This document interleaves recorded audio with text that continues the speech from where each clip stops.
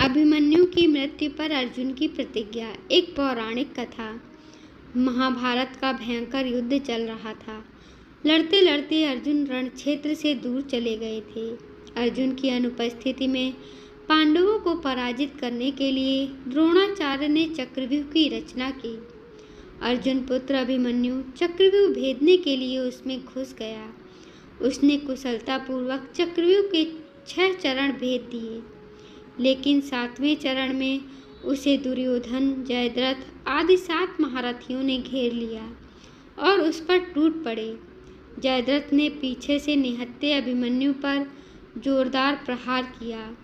वह वार इतना तीव्र था कि अभिमन्यु उसे सहन नहीं कर सका और वीर गति को प्राप्त हो गया। अभिमन्यु की मृत्यु का समाचार सुनकर अर्जुन क्रोध से पागल हो उठा। उसने प्रतिज्ञा की कि यदि अगले दिन सूर्यास्त से पहले उसने जयद्रथ का वध नहीं किया तो वह आत्मदाह कर लेगा।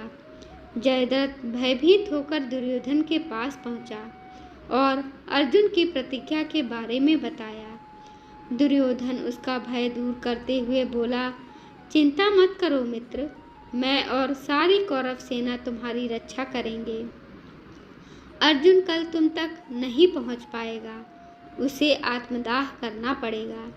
अगले दिन युद्ध शुरू हुआ। अर्जुन की आंखें जयद्रथ को ढूंढ रही थीं, किंतु वह कहीं नहीं मिला। दिन बीतने लगा। धीरे धीरे अर्जुन की निराशा बढ़ती गई। यह देख श्री कृष्ण बोले, पार्थ, समय बीत रहा है और कौरव सेना ने जयद्रथ को रक्षा कवच में घेर रखा है। अतः तुम शीघ्रता से कौरव सेना का संहार करते हुए अपने लक्ष्य की ओर बढ़ो।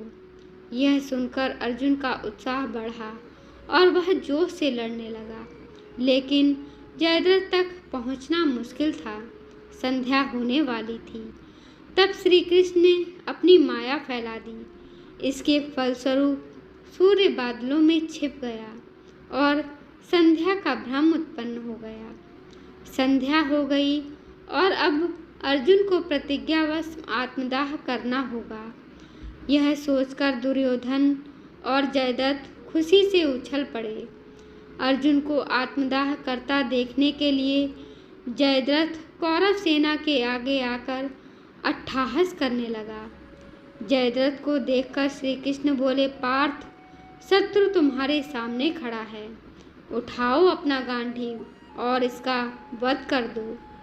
वह देखो, अभी सूर्यास्त नहीं हुआ है। यह कहकर उन्होंने अपनी माया समेट ली। देखते ही देखते सूर्य बादलों से निकल आया। सबकी दृष्टि आसमान की ओर उठ गई।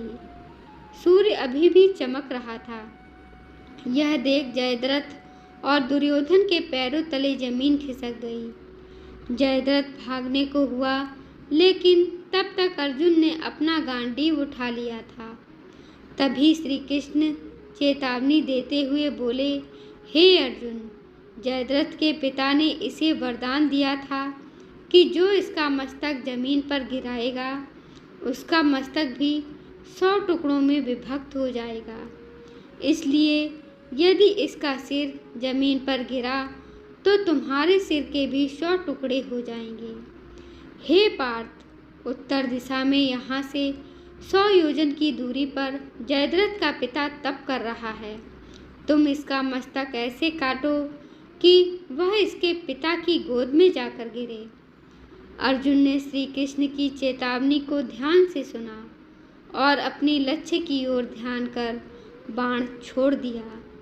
उस बाण से जयद्रथ का सिर धड़ से अलग कर दिया और उसे लेकर सीधा जयद्रथ के पिता की गोद में जाकर गिरा।